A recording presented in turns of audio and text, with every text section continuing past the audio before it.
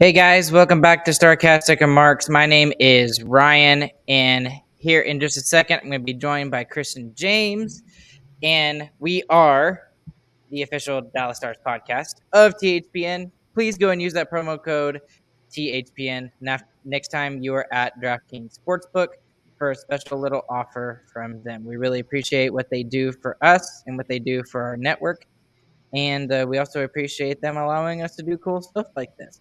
Today is July 20th. I had to look it up. I did not remember what day it was.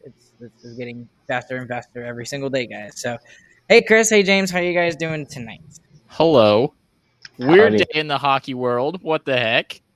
All of a sudden, the Stars are in talks with a top 10 forward? Huh? Yep. We're going to get all into that.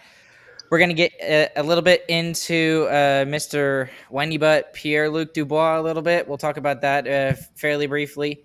And we finally have some time to actually discuss some of the draft picks from 2 weeks ago because we were so preoccupied with what happened on free agency. And we'll get into that a little bit, and then we'll get into our Who Cares segment for tonight. So anyways, guys, how was y'all's past week been? Been good?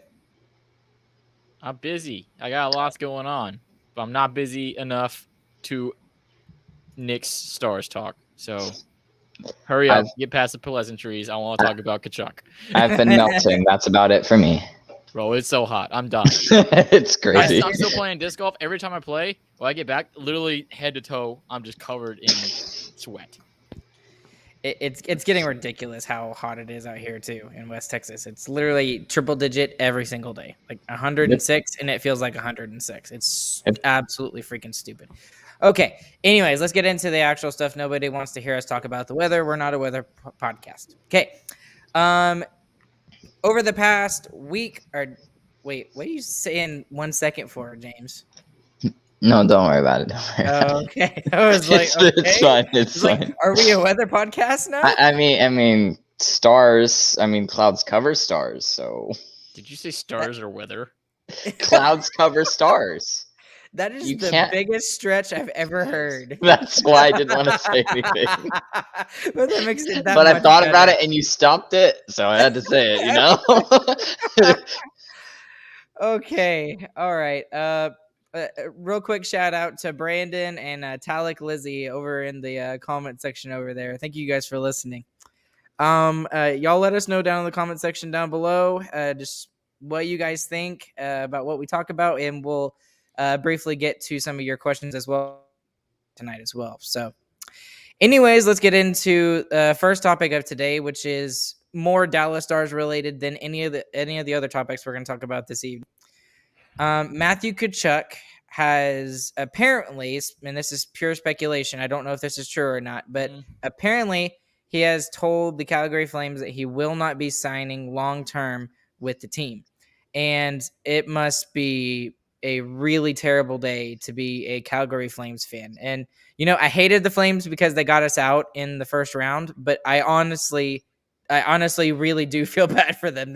They're fixing to lose. They've already lost their best player who scored 110 points last season to less money to a team who's nowhere close to the playoffs. And it looks like they're fixing to lose Matthew Tkachuk in a trade somewhere. We've seen trades that look like he's going to St. Louis. Seems to be a front runner.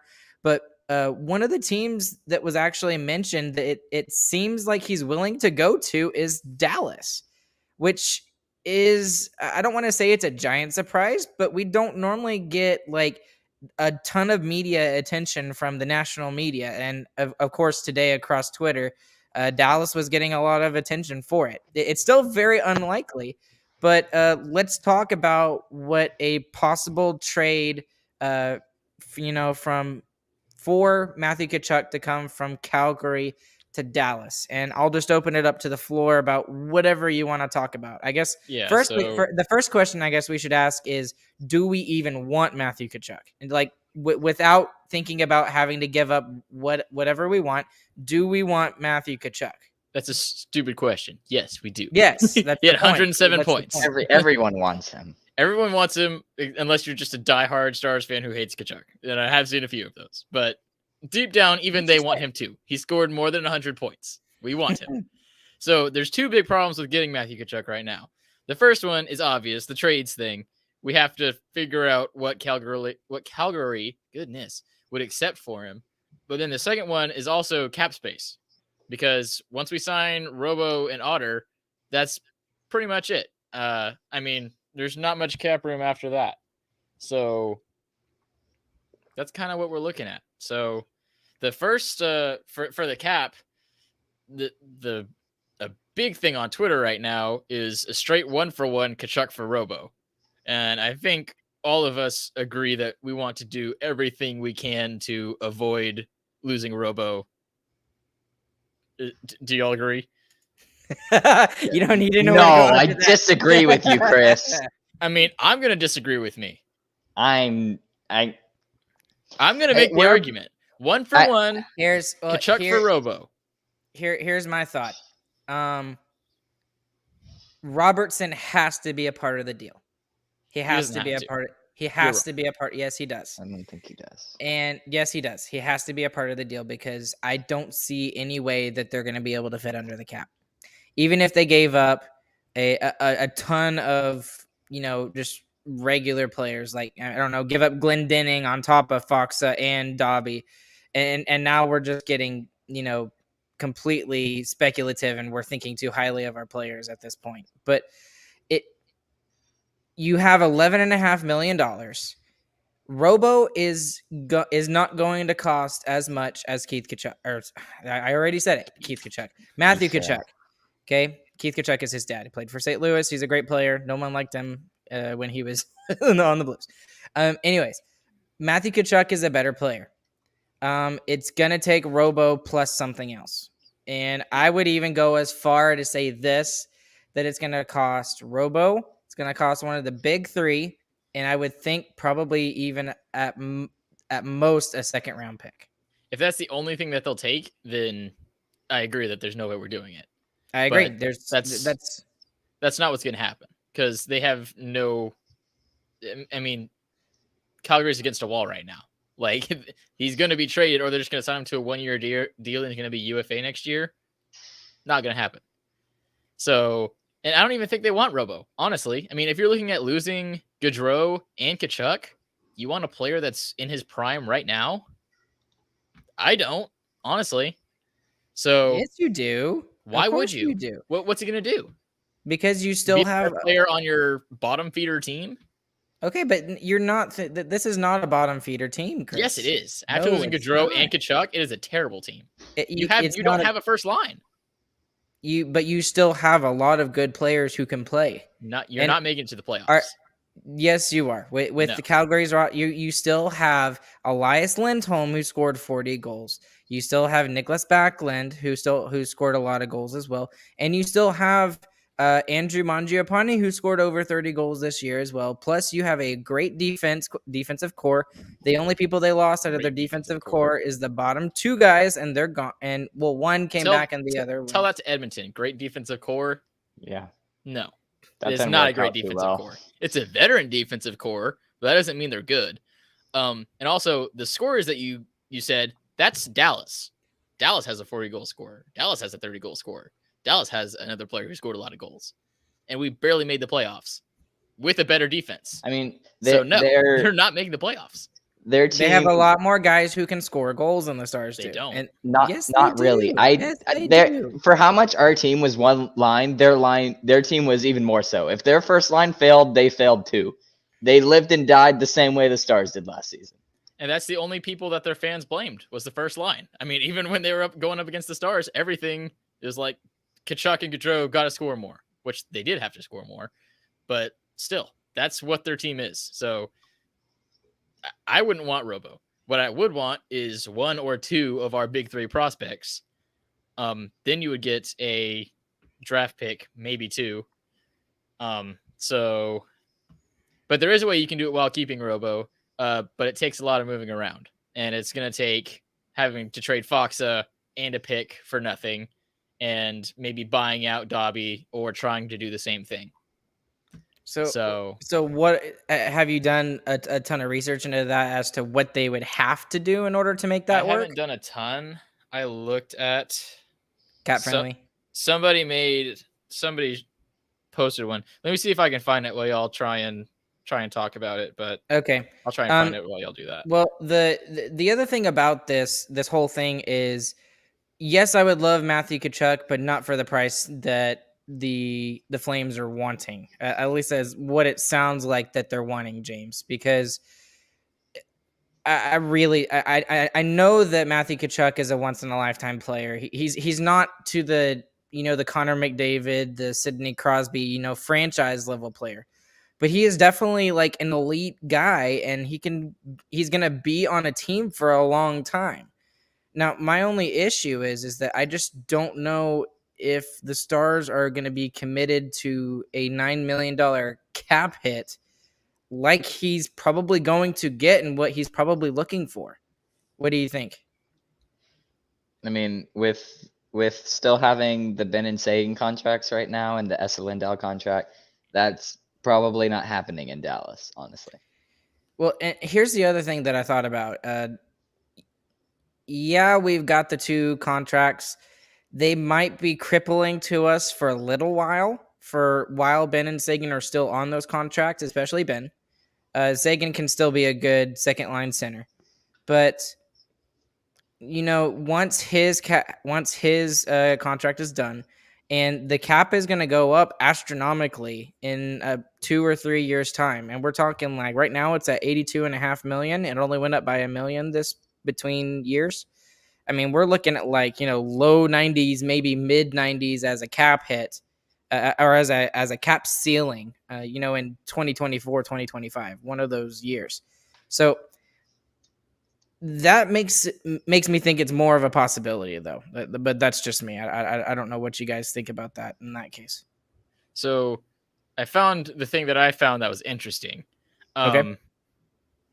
So if you buy out Foxa and Dobby, and you do a crazy thing that is definitely not going to happen, but would be an amazing move by Nil, and that I don't like where this is going. I really don't like where this is going. You find a team that Ben or Sagan would take. Oh. You trade them, retain 40%. So they're getting Ben or Sagan for $6 million, which is a good deal. Ben for $6 million? I don't know about that one. I think Ben for $6 million is still a good deal. Go look at his points totals. I mean, it's still not bad, and he's a physical leader on a team too. And you got to find a way to get rid of Foxy and Dobby, but then you have the room to keep to add Tkachuk. Yeah, and you know what that made me think? Oh my gosh, I can't even believe I'm even considering that, because the one thing that I did see is, oh well, we just got to get rid of Ryan Suter, or oh we just got to get rid of Esa Lindell. And here's my thing is, as bad as that contract seems to be with Ryan Suter, I'm still a big Ryan Suter fan. I know a lot of people aren't, but I was on the other side. I think the contract is so bad no one's going to take it. Oh well, either way, the point is that he's still a guy that's going to play regular minutes in the lineup. He's not going to be playing 25, not even 20 minutes. I don't think this upcoming season, but he's still a guy that's serviceable. And we're already our decor is already worse than it was last year because we don't have Klingberg, and we basically replaced him with Colin Miller. I mean, in all reality, so to make this work, to make a Matthew Tkachuk trade work and happen and have the cap space for him, we're gonna make our defense even worse. And I'm sorry, and I don't think it is, because I don't think it's gonna happen anyways, because they said they want to be able to keep the defensive identity of this team while increasing the offense of this team as well. They want to keep that defensive identity. They do. And it's proven that that's what wins in the playoffs for the Stars. It's not offense. I'm not convinced losing Klingberg makes you a less defensive team. I'm not saying that at all. What I am saying is that when you look at our decor, we were in the top 10 when it came to decors in the league, in my opinion, last year. With the loss of Klingberg and adding Colin Miller, I think we're mediocre. I think we're in the center somewhere. I think we're the I agree same with you. defensively, though. I think defensively it's pretty equal. We're a worse decor because we don't have the offensive potential that Klingberg brings. But I don't think Klingberg brings a whole lot of defensive responsibility. I mean, I think that's pretty equal to Colin Miller. Honestly, Colin Miller is very good stats for the few minutes that he's played defensively. Yeah. And honestly, Klingberg's advanced stats on the defensive side did not look good last season either. Yeah, so they're bad. So I don't think you're losing anything defensively. And I think Tkachuk more than makes up for what you're losing in Klingberg if you can find a way to get him on without losing Robo. So, well, let me ask you this then. If we can make a trade work for Matthew Tkachuk, would you rather lose like Esa Lindell, or would you rather, trade out, Jamie Benn and retain 40%? Oh, I'd way rather trade Jamie Benn. Okay. Because that's my only issue. But the problem with that is the more thing I got to address the comments. Y'all are such homers. I know. I love Ben too. Look how much money he's getting paid. Look at how much he's producing. It's a bad contract. I want to win a Stanley Cup. I don't want to have if I have to purge Jamie Benn to win a Stanley Cup, I'm happy. I would be so happy. It's not happening, guys. We all know it's not happening. We're just speculating because it's fun, okay? So totally getting back to a more realistic thing, Tkachuk, Robo straight up, or Robo in a second round. Would you do it? Oh, that is the most so realistic hard. trade. And would you make that trade? I mean, we all know. I mean, and you can agree with me or not when you think about this. Do you think Tkachuk is the better player, or do you think Tkachuk just had a career season playing with two really good guys? He definitely did. That definitely inflates his numbers. But he's still better than Robo, and he's more geared for the playoffs than Robo is. That much is true. Robo's style of play is to get sneaky, find room in the slot, get a pass, score it every time. He's consistent with that. He has just a knack for scoring goals. Tkachuk can fly. He can outmuscle people. He can beat anybody in the world at skating. So Tkachuk is just a better player overall. And they're pretty much the same age. Tkachuk is 1 year older. So you're not losing any prospective years or anything. So 1 for 1, getting Tkachuk is better than Robo, sadly. And it just makes sense for Robo because we don't have him signed to a contract yet, and we saved that cap space for him for a contract for him. Then you have plenty of room. You give him a $10 million contract at that point. Okay, so here's let's go, James. Well, but before we go on, James, would you offer something different if you're the Stars rather than Robo? The most realistic trade is to trade Robo, honestly. And Tkachuk is the better player. I mean, Chris pretty much ran it down for you, but yeah, I mean, there's just it's more of just fans holding on to. We saw Robo literally break out last season, and this is he became a superstar this year. Yeah, he became a superstar. Yeah, that's hard to let go, especially when you're talking about a fan base as a whole. Is kind of trying to grab onto someone else because the two people who are supposed to be really, really good aren't really, really good anymore. So, and okay, so let's just go with Chris's trade. Okay, let's just say that it takes Robertson and a second round pick to get Tkachuk to come to Dallas. Okay. And we sign him to a $9 million deal. There's a huge problem with that. And what is the problem with that without making any other moves? You don't have a goalie. What do you mean? Ottinger. He's going to sign for $2.5 million? How much cap space do we have right now? $11.5 million. No, that's how much. No, you sign him for 9. What we're going to sign Robertson for? 8. We could sign Tkachuk for 8 too. I don't think he's going to take 8. I think it would take 9 to get him to sign. I really do. So either way, you're signing Ottinger, even if it takes buying out Dobby. Fine, we'll buy out Dobby. There you go, Ottinger. There's your extra $1 million. It's happening. well, I personally would not like to see that trade That's the happen easy at all. solution. But can y'all give me a percentage on how likely you think it's going to happen that the Stars even get make a trade offer for Matthew Tkachuk? Trade offer, 100%. And this is it's not you gonna think be Jim what they Nill is want. going to actually offer a trade? not offer Robo 100%. He's going to offer something. Really? I don't even.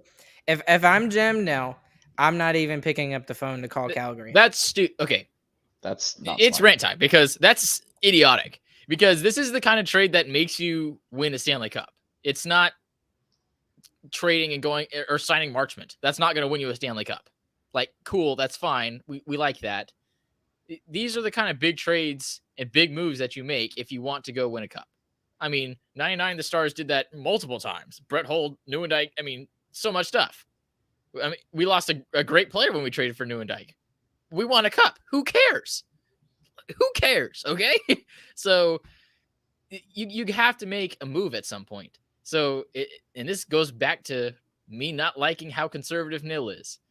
And pretty much in our fan base buys into that. I mean, not to throw y'all under the bus. I don't think so. I don't think a lot of our fan base buys The into sentiment that. I really of don't. wanting to keep Ben and Sagan, even with Okay, this contract, that maybe. that's okay? what I'm talking about. But Nil being, loving Nil because he's conservative. I think a lot. I think that's one of the things that Stars We love fans our are actually. players. Yeah, And that's why we're a great fan base. That's why we're a great place to play because we love our players so much. you hear that, but- Vegas? We're talking to you, Vegas. Vegas, do you hear that, Vegas? Vegas. Toronto, Toronto. Well, no, Calgary. they Toronto's don't pretty love their loyal. players. They Yes, scream they at their do. players. They love their just players, but they insane. scream at them. They're just insane. That's what it is. Anyway, go and continue your rant, Chris. Sorry. in the salary cap era, the way to win a cup is to be risky and to make moves like this. So we better at least make a phone call and try and offer something other than Robertson. I'm not saying we have to offer Robertson, but make some kind of offer at least and figure out the cap space. Because if you don't, that's criminal.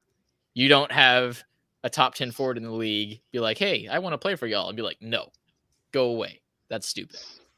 Unless you're Philadelphia. And Philadelphia's like, screw you, Johnny Gaudreau, screw you.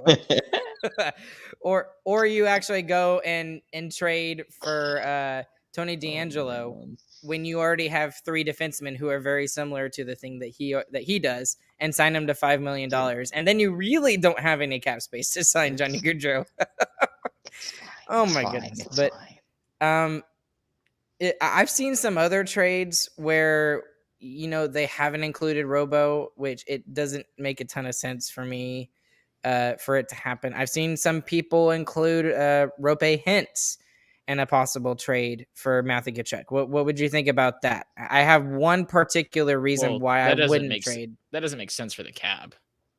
Yes, it doesn't make sense for the cap, but in one particular reason why I don't even think that's even close to possible is just the fact that the position that Rope Hintz plays. He plays center. And, Tkachuk does not. Tkachuk plays the wing, which would mean who's our first line center?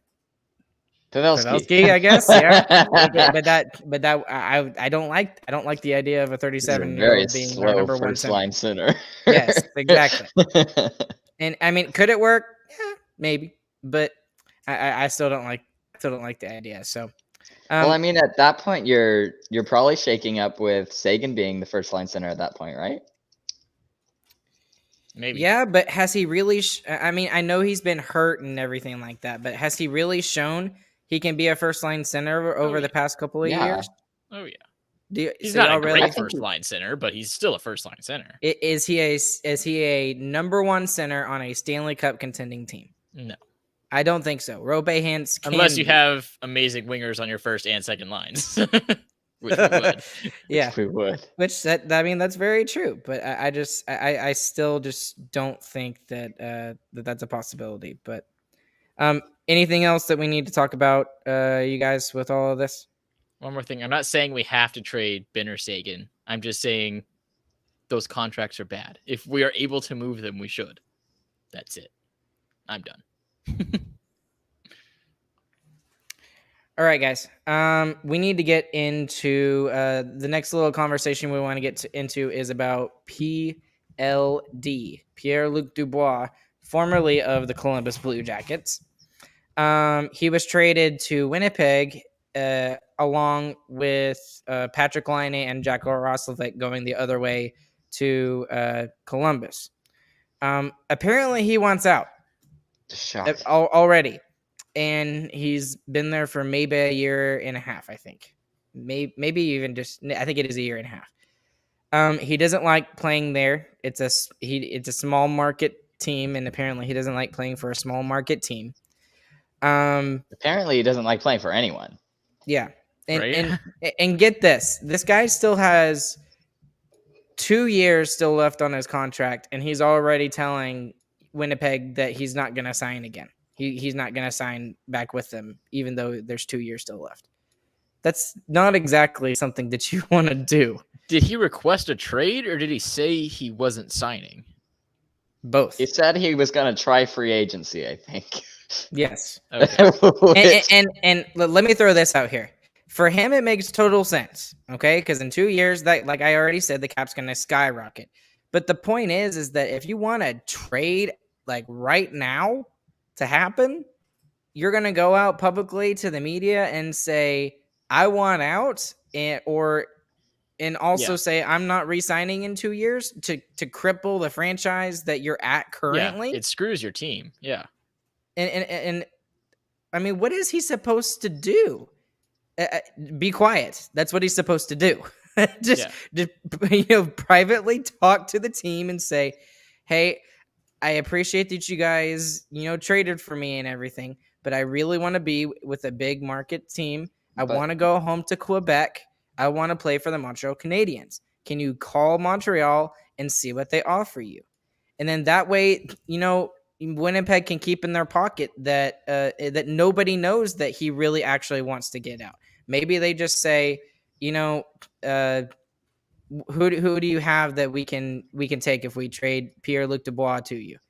Yeah. And it just makes no sense. Yeah, they lose leverage, and it hurts the team. You're losing assets. And the other thing is that he was literally in Montreal for the draft, expecting a trade to be done at the draft for him to go to Montreal. And what we've heard so far, according to reports, is that what the Jets want is they want one of the big players for the Montreal Canadiens. So obviously one of their big players would be, Nick Suzuki, Cole Caulfield, or I guess Uri Slafkovsky now. Their number one draft pick. I don't see any of those happening. Right, exactly.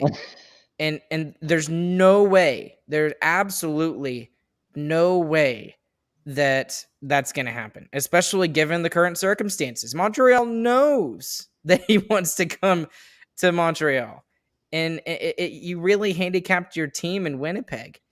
And, I'm just assuming that Pierre-Luc Dubois plays for the Jets this year. I feel bad for Rick Bowness. He has a crapshoot to deal with in Winnipeg right now. I don't know if y'all have heard of some of the stories out of that team, but James, do you know what I'm talking about with some of the things out of Winnipeg? No one wants to play there right now.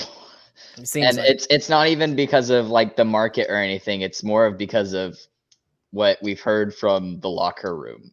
Apparently it's not great leadership there. It's a little bit toxic there, and it's fine when they're winning. Everything's fine when you're winning. So I mean, Brett Hull hated Ken Hitchcock, but they won a cup together, so they dealt with it. And they were winning. But the thing is that Pierre-Luc Dubois, I don't understand him. I really don't understand his thinking. I really don't. Crybaby, just and I don't know how any stupid hockey game. And I don't know how any team is going to be able to sign him after this, too, other than the Canadians, obviously.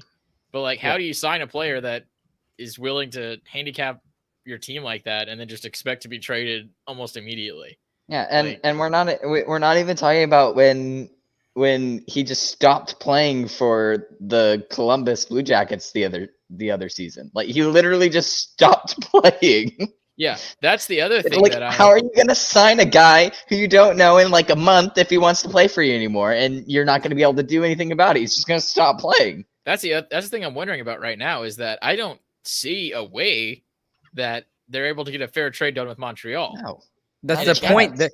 Not a Montreal is going to hose them. They are Yeah, going and if to that's the completely case- hose them. If that's the case, and the Jets aren't able to move him, is he just going to not play? Sure.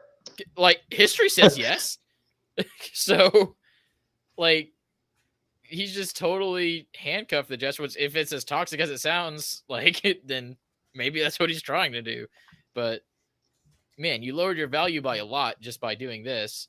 And it doesn't matter how good he gets. I don't want the Stars to sign him ever. Yeah, I mean, Because- No, what's he I gonna don't do want to a our player team? like.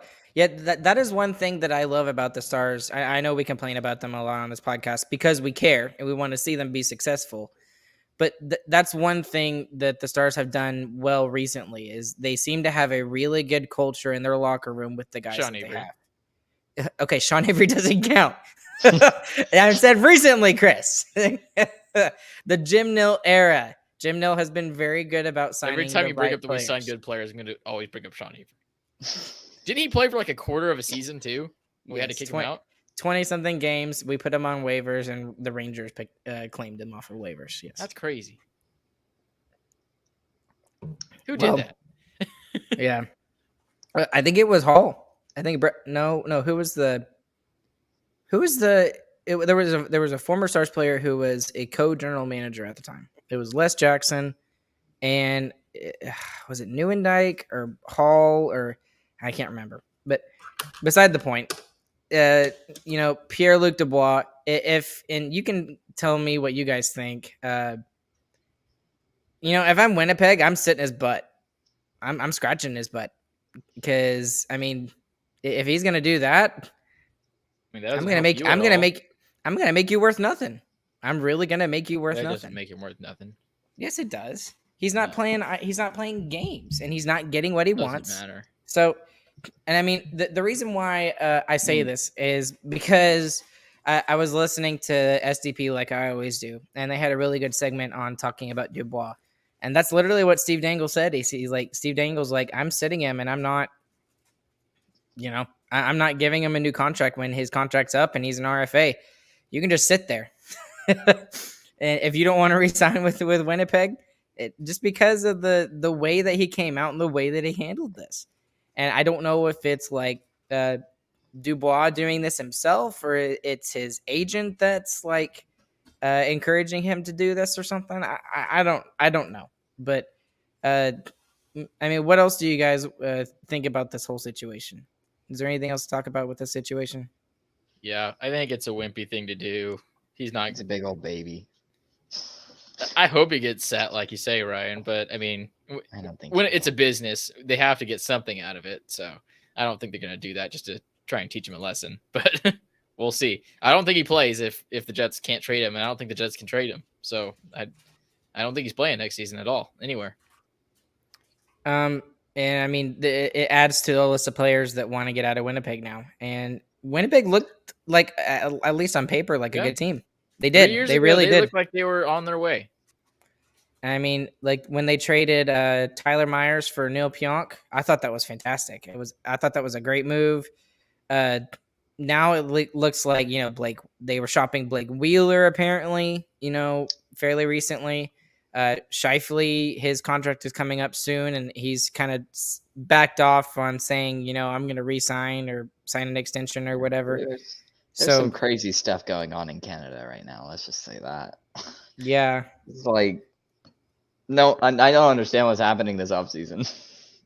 I'm Yeah. so lost. yeah. And then you've got Ottawa, who all of a sudden is just relevant with everything right now. I really think they're going to make the playoffs this season. I really do, with the They'll be additions that close. they've made. They basically added 2/3 of a first line this offseason alone. That means So- two players. Good job, Ryan. You were just talking about 2 players, being lost from Calgary, and now Calgary's not going to make the playoffs. I didn't call it 2/3 though. That's silly. You said 2 players. You're just silly, Ryan. That's silly. Man. All 2/3 of a line. I hate Move y'all on. both. Let's talk about hate the y'all draft both guys straight real up. quick. We don't know a whole lot about them, but it was Okay. interesting. Well, I have a whole article that we can talk about. Okay. Oh, First things Wowie. first. Why didn't you send us This is actually from Corey Yeah. Pronman of The Athletic, and he analyzed every single pick in the draft. So this is just the Stars version. So overall, he gave the Stars draft grade a B, which I thought, it's about right. I think we Josh I'm in college. That's a great grade. D for diploma, right, Chris? So here's our draft picks, and I apologize if I butcher their names as we go through them. But we had every single pick of our own, except for the 7th round pick that was sent to Buffalo when we traded Ben Bishop's contract to Buffalo, so that we could, I guess, have cap space there, just get rid of his contract so we don't have to pay for it. But anyways, Josh and Sam were not very happy about the 1st round pick that the Stars made. They thought there was a lot more players that they should have gone after. But the Stars do go after a really, really giant, big left-handed defenseman, Leon Bichel, I think is how you say his name. He's 6'6", 225 pounds.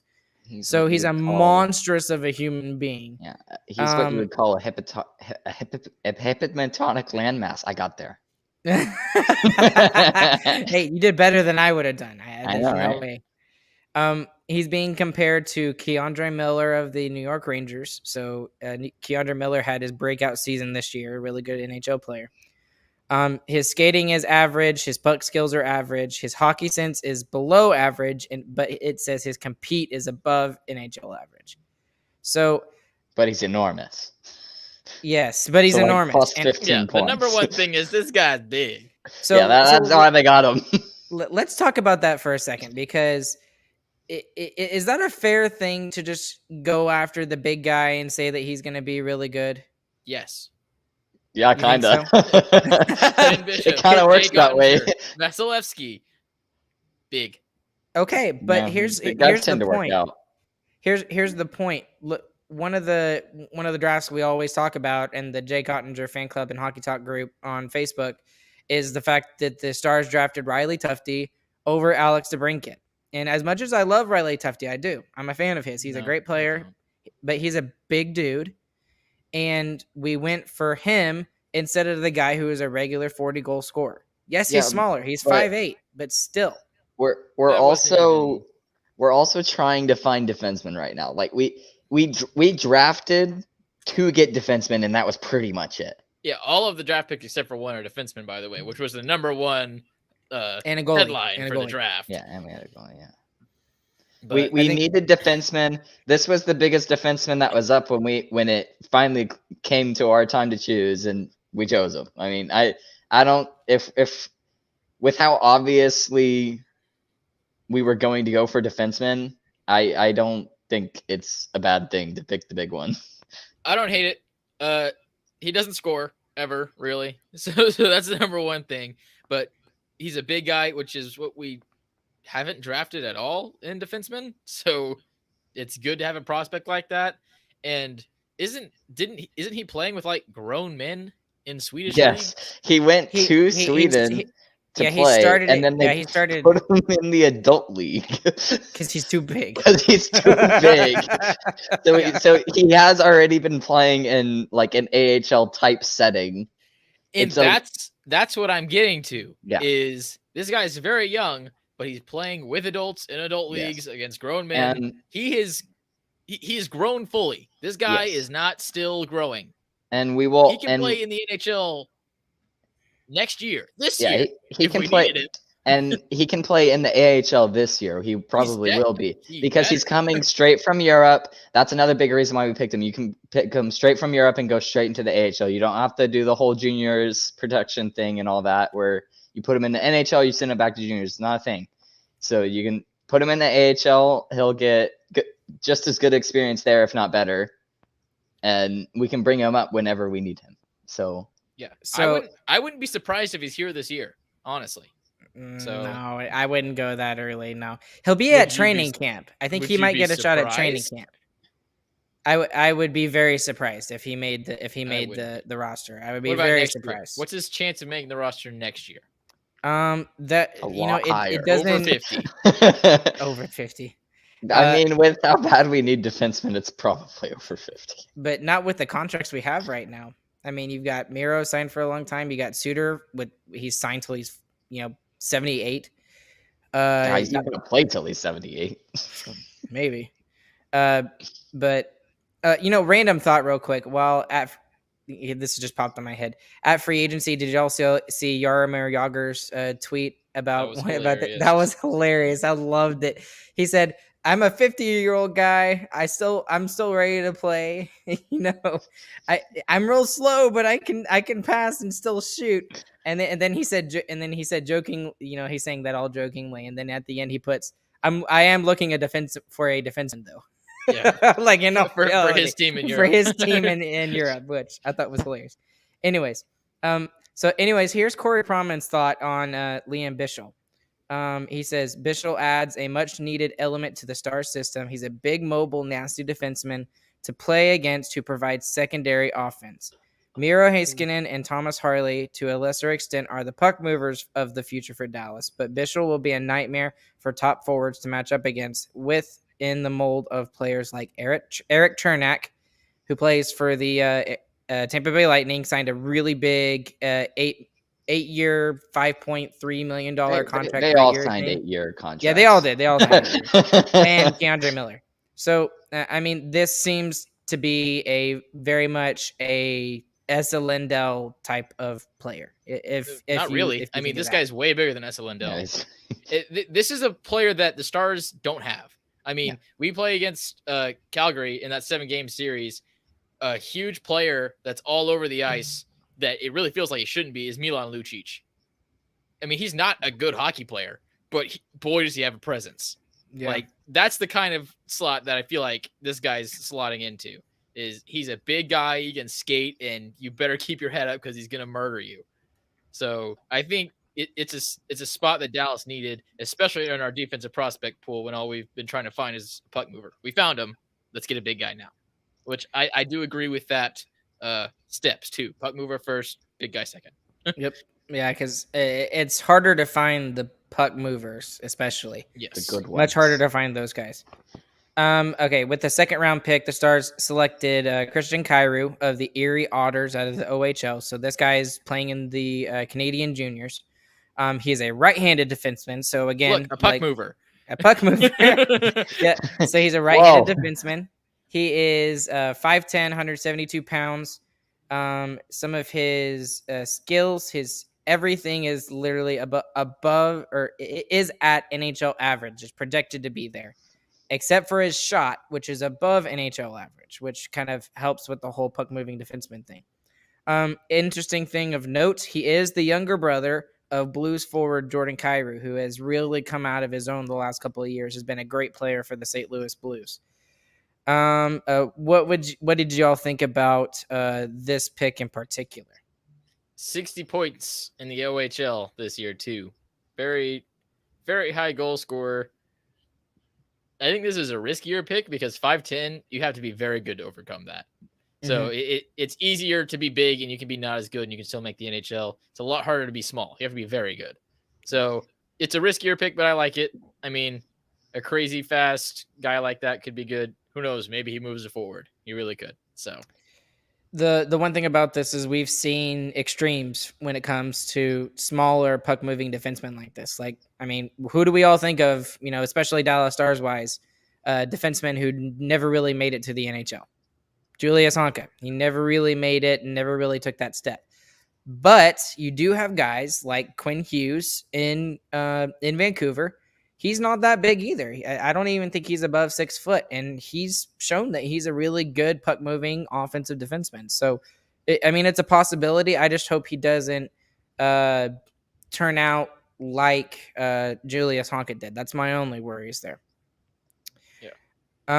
With the third round pick, the Stars chose George Fergaris, another right-handed defenseman. This is going to be a continuing thing here. Wow.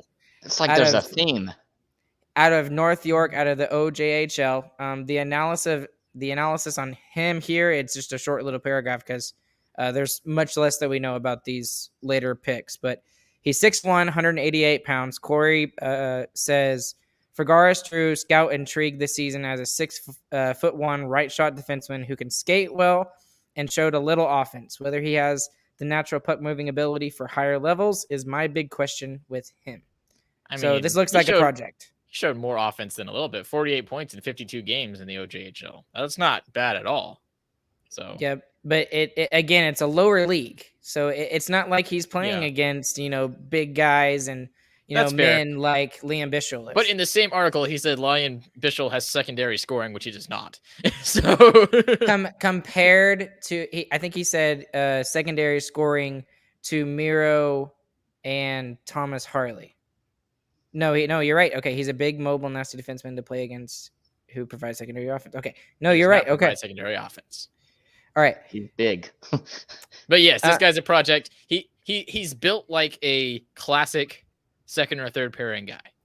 6'1". He's kind of big. He kind of gets points. That's what you're looking for. He's projected to be a bottom pairing guy. So I mean, he's a right-handed defenseman. We'll take him because we're kind of low on right-handed defensemen. Anyways, hey, guess what? You will never guess what kind of a player we drafted in the 4th round. Right-handed defenseman. How did you know? Gavin White, out of Hamilton of the OHL. Gavin White scored 56 points in 66 OHL games as a re-entry prospect, and he's known more for his puck moving than his all-around game. So sounds like he's kind of another guy very similar to Christian Kyrou. So except probably, well, we would assume worse since he was a lower pick. I don't really know though. But we never know. Yeah, I mean, the thing is that we can't really look at these guys and say, oh, they'll never make the NHL. Will most of them not make the NHL? Yes, most of them probably will not. But we've seen guys, 7th round Joe Pavelski come out of nowhere and, captain an NHL team and scored, hundreds and hundreds of points. So, I mean, it's still possible for these guys to make it into the NHL. With the 5th round pick, the Dallas Stars selected a goaltender, finally someone other than a defenseman. Forgot about this. They selected Maxim Mayorov. And the thing that's staggering about him is he's basically another Jake Ottinger when it comes to size. He is 6'6", 196 pounds. That's enormous. So he's literally a full foot taller than me. 5th round pick, right? Yes. That means it's good. Yeah, we like that round. Yeah, that's what that's actually what I was talking about with Josh and Sam the other day. Is like it worked for Ben, it worked for Klingberg, it worked for Peterson. So we'll see how it works with this guy. But this is another good pick, especially for goalies, especially for the way goalies are playing right now too. You have to be big to play in today's. The whole thing about goaltending right now is positioning, so you got to be big, and you can teach a lot of goaltending. You can't teach somebody how to be 6'6". So he's already got that. A little hard. Mm-hmm. So the only guy that I can think of off the top of my, well, I guess there's two that I can think of. Two off the top of my head that have proved people wrong in today's NHL is Anton Hudobin and UC Saros. Those are the only two guys I can think of. And I'd say that those guys are better athletes than Ottinger and even Vasilevsky. But I don't know about that. They're way more athletic and they're way more flexible. Crazy. I mean, Vasilevsky, I don't think honestly makes that crazy of saves. He just always is in the right spot and is big. So they're more athletic, but that's not what matters. What matters is positioning and getting your body in the right spot. So. All right, and then we're getting pretty close here to our last pick. But if you guys have any questions for us at this point, we'd appreciate you if y'all would put them down in the comment section down below, and we will try to get to them here in just a second. But before we get to those questions, we have one more draft pick we need to talk about, and that's Matthew Semenoff of the Kamloops Blazers. So he played with Logan Stankoven, or is that right? Yes. Logan Stankoven. I think so. Help me out. One of y'all help me out while I talk about. I can't help you out. I'm sorry. I'm looking. Okay. What I do know is Matthew Seminoff. I was right. Yeah, Stanky Oven. Yeah, Stanky Oven. Okay, he played with Stanky Oven, so there's a connection there. And there's also a connection to the fact that Tom Ghilardi is the owner of the Kamloops Blazers as well. So Tom himself might have seen this kid play, and you know, he saw him in the 6th round and said, you know what, I'll take a chance at this kid. And this kid also seemed to be projected to be like a 2nd or 3rd round pick, even possibly. So, I mean, he could be a giant steal for the Stars if he pans out. Well, and he not only knows Stanky, he's friends with Stanky. Him and Stanky are buddies. So, if nothing else, it'll make Stanky happy. Mm-hmm. You got to keep Stanky happy. Stop talking, Chris. So with Matthew Seminoff, there's actually quite a bit of information here, which is kind of odd for a 6th round pick. It's because he was projected to go much, much higher in the draft. He dropped very far from what people thought he was going to go for. So if there was any like steal that the Stars had from this draft, it's probably him. Yeah, it's him. It's probably him if he can pan out. Yeah. Well, let me just read a little bit about him. He's 5'11", 180 pounds. Some of his skills, they say his skating is below NHL average, which doesn't worry me too much because we have a player in Jason Robertson that everybody said that's why he dropped out of the 1st round, was because his skating was bad. And now look at Jason Robertson. So just saying there. His puck skills are NHL average. His hockey sense is NHL average. His compete is above NHL average. So he's similar to Liam Bichel in that, apparently. And this is just some background and some analysis from Corey here. Seminoff has become an important all situations player for a top WHL team over the last 2 seasons.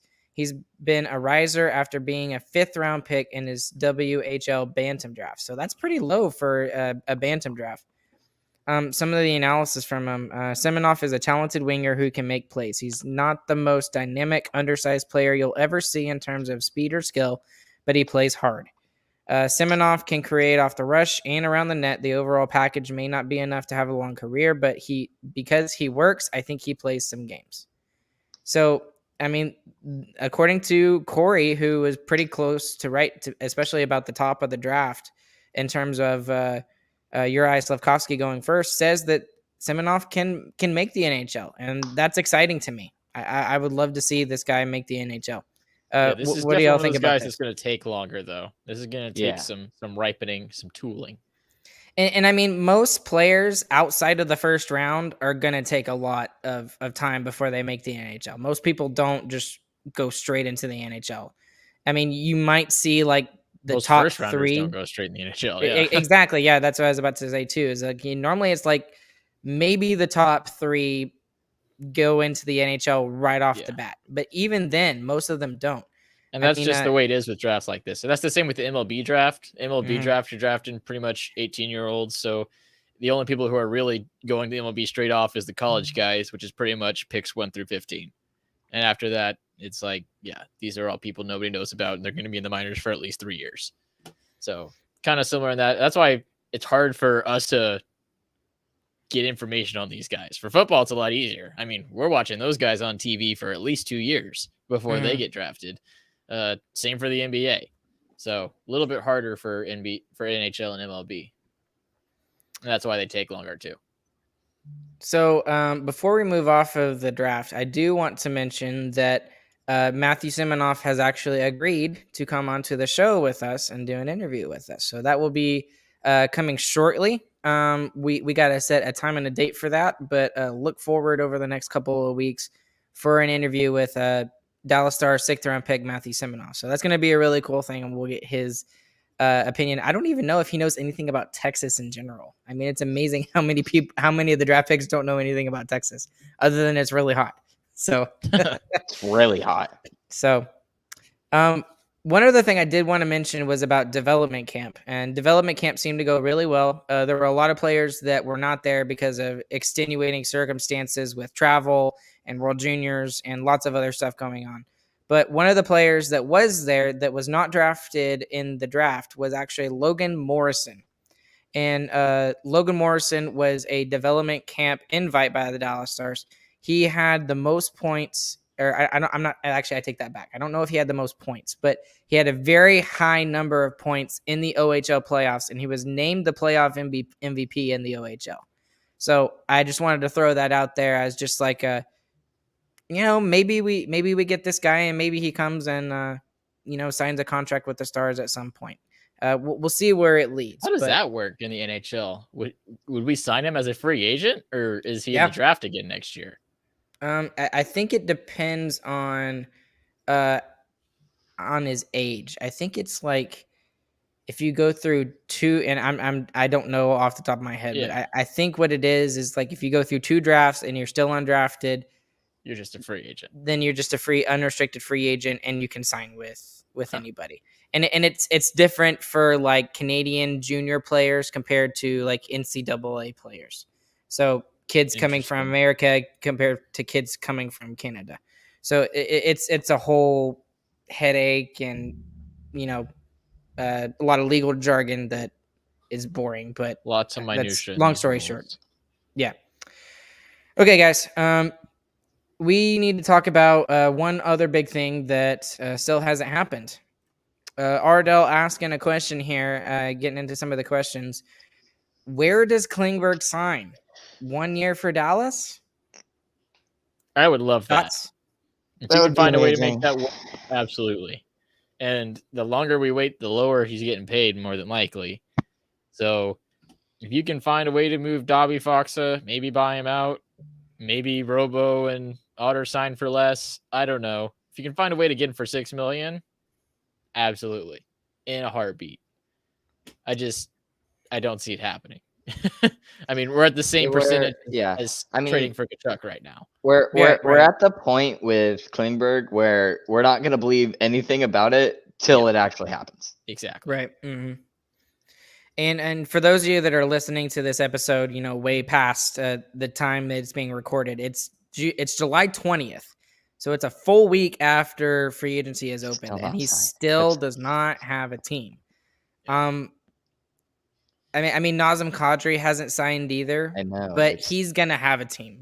He's a 100-point player. He's gonna have a team.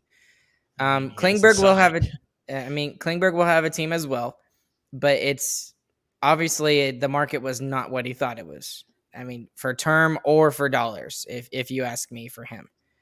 So, what's more likely if it happens? Klingberg coming back and signing a 1 or 2 year deal, or Matthew Tkachuk getting traded to Dallas? Which one's more likely? Klinger coming back is still way more likely. I don't think he would sign a 1 or 2. I think he would sign a long term if he had it.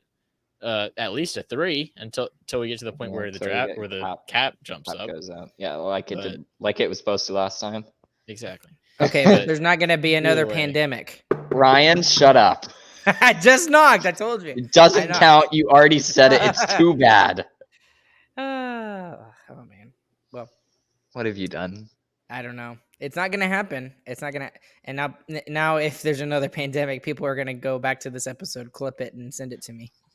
I'm going to be hated. Please. So, just a thought from Ardell also saying a lot of chatter among prominent hockey podcasts that Mason Marchment was the sneaky good signing, stinging of the free agent period in terms of fit and value. I like we don't know how good he can sing, but he's from Florida, so probably bad. but yeah, we talked about it last week. It's a high risk is what it is, because he played so few minutes last season compared to how many points he got. So it has a good chance of panning out. And I think that's why we paid a little bit extra for him than most people thought he would go for, is for that chance of him being a really good second line guy. And he really is like a perfect fit. We're missing a top 6 forward, and he can very easily fill that spot. Yeah. Even if he plays worse than last year, he's still a top 6 forward for us. He just has to get to 50 points pretty much, and he's second line for and us. He's really good second line for us. Yeah.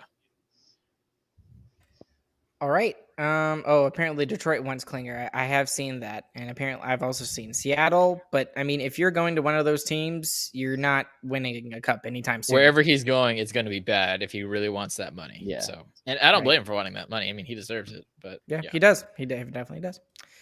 The ability to buy out ended July 12th, didn't it? Question mark. I believe that's correct, Lizzie. I believe that's true. So I don't even know if the teams have an opportunity to do a buyout. So, again, that's one of the minutiae of the CBA that I just really don't care about, nor have the desire to read. So, I thought I'll just go. Just one more thing. I thought that was the last time you could put them on waivers with the intent to buy them out. I don't know if you have to put someone on waivers before you buy them out. I have no idea.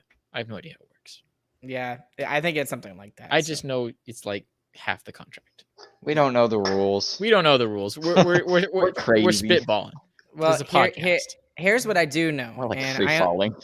What I do know about buyouts is that if the player is under a certain age, which I believe it's 25 or younger, you only have to pay 1/3 of the money that's owed to buy him out.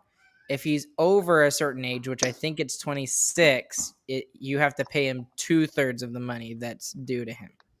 I believe. Anyway, who cares? That sounds right. Anyways, speaking of who cares? Perfect segue. Okay, you did that on purpose. I really didn't mean to. I wasn't. Just go with it. Let them think Just what go they with it. think. Okay. Anyways, we have our Who Cares segment returning again for another week here in the 2022 off season. Chris, would you like to introduce the Who Cares segment for this evening? We are doing Disney villains. So villains from movies, TV shows, any media made by the Walt Disney Company. So that's anything. So Ryan, that's everything. Any villain you want, Ryan. Go third. Go with my third. Yeah. Okay. My number 3 is from a 1989 movie, The Little Mermaid.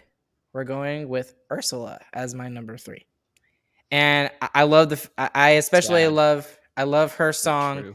Oh my gosh! I can't believe you did that. Oh man, I don't even want to continue the segment. Oh man, what did you do? And look at that smirk that he's got right now. You can see the dimple. He's happy about it. He's happy about it. I know. It's like I'm very happy about who's it. the dad here, me or you? Unfortunately, I think I'm hilarious. Okay. So, anyways, Ursula, I love the song "Poor Unfortunate Souls." She puts up an epic scheme to get the king's daughter, to sign a stupid contract. And then she looks like she wins the day for a little bit. When she becomes human, she looks pretty hot. So that's true. That's not bad. That's true. Yeah. All right. Especially for James, 1989. Go ahead. Third. Third, I'm going with Cruella de Vil. Because good one. That's an underrated one. But also I remember watching the movie at our grandparents' house when I was little. And they even had like the old, I don't even know what they're called, the VHS tapes, right? Yes. They're on the VHS tapes. Oh my God. And I remember watching them off the VHS so tapes. Old, James. I hate you. You didn't know what they were called? I remembered after I thought about it. So you're not that old yet. But still, you had to think about it. Go ask Travis, and he won't know what the heck it is. Yeah, that's true. Travis will have no idea what we're talking about. Sorry, I interrupted you. Very evil villain. Ooh, what happened there? Very, very evil villain wants to skin puppies. Evil. That's bad. Super evil. All right. My number 3 is Gaston. My number 3rd? Yeah, my number 3 is Gaston. For the same reason I like Ryan's 3rd. Very attractive guy. I mean, look at that. And he's 5 dozen eggs. That is crazy. I don't know anybody who eats 5 dozen eggs, even to help them get large. Unbelievable. He's roughly the size of a barge. Yeah. Very good, Ryan. It's not great singer. It's not as funny as what I'm saying. Great death. I mean, he just straight up died. Death, yeah. I mean, no, he's dead. He's gone. He's dead. He's dead. Off a castle. Unless he pulls some Darth Maul stuff, but I mean, from what I've seen, this guy's dead. So Another that's my Disney number reference. third. Ryan, go ahead. Number second. Number second. Number second. I'm I'm keeping that. My number two, and again, it's because of music. I have to go with music because I'm a big band nerd and everything. But one of my favorite Disney villain songs of all time has to be "Be Prepared." So I'm going with Scar as my number two. Scar is my number two. It's one of the most classic movies of all time, The Lion King, and what makes it so good is because of the fact that he literally killed his own brother. And, you don't normally see that in a lot of Disney movies. And it was a fantastic Another plot. straight up He on screen. filled- Died. Yeah. Death. Yeah. Dead. He died right in front of our faces. My parents, our parents, Our parents. used to tell me that when I was 2, I would watch it like every single day. I would watch And Lion you King would cry single every day. time. And I would cry every single time Mufasa died. It didn't matter how many times I watched it. I just bawled like a baby. Groundhog Day stuff. No matter going on. what. Why does it Right? happen every Yeah, I know. Why does Crazy. it keep happening? All right. My Okay. number second is There you go, James. Oh my also gosh. James, Scar. don't do this. You for the copy. exact same reason. I love the Be Prepared song. That has to be one of my favorite villain songs. It's so good. All right. My number second is 2, but you will understand when I tell you. So these 2 are worms, worthless worms It's Pain and Panic.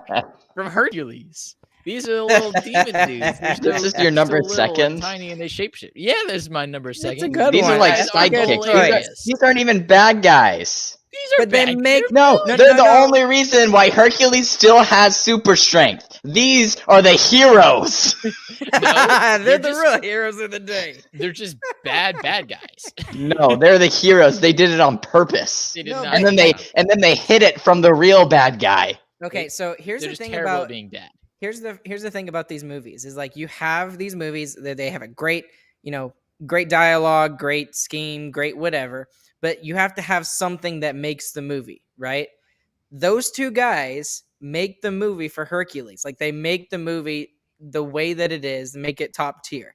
And I'm thinking that way about like Timon and Pumbaa in Lion King. Timon and Pumbaa same. make the movie in Lion King. Same They role, make it that but much bad. better. Yes, exactly. Right. So I love that pick, Christian. That's a good I pick. like it too. Thank you, Ryan. Good. Your number first, please. My number first. Okay. It was one of my favorite series when I was growing up. And I think that you will be surprised to hear what this is. But I also don't know how y'all are going to react to this. But my number first is Dr. Draken and Shigo from Kim Possible. I love them. Okay. I absolutely love them. Okay. No. And I mean, Kim Possible in general, I love that whole series. And I had to go with something else other than the music because with the first 2, I went with music. But these guys, the 2 of them together, you have to take them as a pair, just like you did, Chris, because they kind of go together. But and mom and dad love that show too. And there's not a more iconic, like stupid villain in a TV series, especially with Disney, than Dr. Draken and Shigo. But that's just me. Kronk and Yzma. That's a bad pick. That's I not- I disagree. agree. You know what's dumb, Ryan? That you didn't even pick my number first in your top 3. And you should be Okay. ashamed. My Who's number number first? first is Mother Gothel because that is a freaking amazing villain. She manipulates everything. It's amazing. another. Of course, hot you one. would go with the Disney princess movie. Yes, I would. All right. So now for my number first, obviously the best one, not on either of your lists somehow, which is Well, just you had wrong. pain on yours. And Panic. Yeah, I'm Y'all's panicked, list are whatever. just wrong. The number first overall, undoubtedly, indisputably the best. No. Name's Hades, Lord of the Dead. Hi, how you doing? You're wrong. You just went to the same movie? How lame. You're wrong. You're Chris, completely who's wrong. the villain in that movie? Is it Pain and Panic or is it Hades? They are- Decide. Hades is the number 1 villain. Pain and Panic are the henchmen. They're not villains then. Henchmen are Your villains. list doesn't count. How are Your henchmen list, are not villains. your list. Henchmen No, are they're not. villains. You want me Yes, to they choose the are. stupid monkeys from Are- whatever Are it's they called? are they good guys or bad guys, James? They're bad guys, but they're There not you villains. go. Villains. You can be bad and not be a villain. Hades is the best. The sarcasm, the short temper, it's amazing. There are so many great quotes from that movie. They are outstanding. Guys, Olympus would be that away. Perfect. All right. Amazing. You're already laughing, and I did a terrible job at doing that. So I'm disappointed in memo you, to Chris, me. if you Memo to me. Name you both after my meeting. Amazing. Number You one had to villain. go with at least a different movie. No, because that's an amazing movie. Easily No. top 5 Disney. You're wrong. movies. That No. movie is not that good. The music in it is really good. The music in music it's is- really yes. good. The movie is not that great. I wouldn't say it's not that great. It's a good I movie. don't like the movie. It's It very has- hard to find a bad Disney It has movie. one of the hottest but- Disney females ever, Meg. I mean, come on. Meg, are you kidding? What do y'all not like about this movie? Again, it's not that I hate I the can't movie. listen to this Hercules. anymore. Baby, you mean This is the dumbest Who Hercules. Cares segment Christian has ever done. I'm calling it now. Agree. This is the I dumbest agree. Who Cares segment Chris has ever had. And normally it's both of y'all ganging up on me for my picks. Oh, we still ganged up So, on you. You a put Yeah, little you- bit, but no, you had the stupid one to go with another Disney villain from the same movie. Mine's How lame was better that? than Kim The Possible. only thing that redeemed you was you had Oh. Gaston, Chris. That's the Oh, only thing that redeemed Okay, you. hold on. Ardell, I got a bone to pick with you because that is not true. Oh no! Oh, we not- need to don't end get this me now. We need to end started. this now. I'm with Ardell. Not a good movie. Okay, Highly for those of you that are overrated. listening on the podcast side, he says Brother Bear was the most trashed Disney movie ever. The second one was not good. The first one I love. Here's the plot Ryan of Brother really, Bear. really like. Oh no, this guy's a bear. Let's follow him as this bear and that bear wander through the woods. Oh, he's Right- not a right. bear anymore. Ryan With music watches. by Oh no, Phil now he's a Collins. bear again. Ah, With music by Phil Ah! Collins. And... bears, Okay, we're getting tired. We need to end this. Please. bears. Ah, in the Chris is woods. wrong. Oh, look, Ryan is salmon, wrong. Bears. Whoa. Oh my goodness. I guess we'll have to do protagonist for the next one, I guess, right? For the next No. year. No, that's dumb. We'll That's come up dumb. with He He another did one. villains. Is If that dumb? anyone wants to suggest one, by the way, y'all are free to suggest them. We may not Please use do. them, but I am open to suggestions because we are running out of things. We're running. We're coming. talking We're about coming up stupid with things. these. We're coming up with these like 3 minutes before we go live. so- It wasn't we- even we 3 planned minutes. It these. was a minute and a half. No, these are planned well in advance and thought through thoroughly. Yeah, totally. Yes, they It's are. like the Taco Bell one. Yeah. I just pretend that they're delayed. I actually come up with these months in advance. Of course, because Chris, you're just that intelligent and that smart. Yes. All right, please end it. Please end this. Okay, guys. Thank you guys for listening. We appreciate you guys for listening. Please go and check out StarcasticRemarksShop.com for our merchandise store. Please leave us a 5-star review on Apple, Spotify, Stitcher, wherever you listen to your podcasts. Click like, subscribe, and hit that notification bell down below. And if you're watching on YouTube, and as always, we want to thank our sponsor, DraftKings Sportsbook. Use the promo code THPN next time you're there. Along with Chris, along with James, and I'll say along with Chris again because he had the worst absolute list of all time. My name is Ryan, and we will catch you guys on the flip side. We hope you guys have a good afternoon, evening, whenever you're listening, and we will see you guys next week. Bye.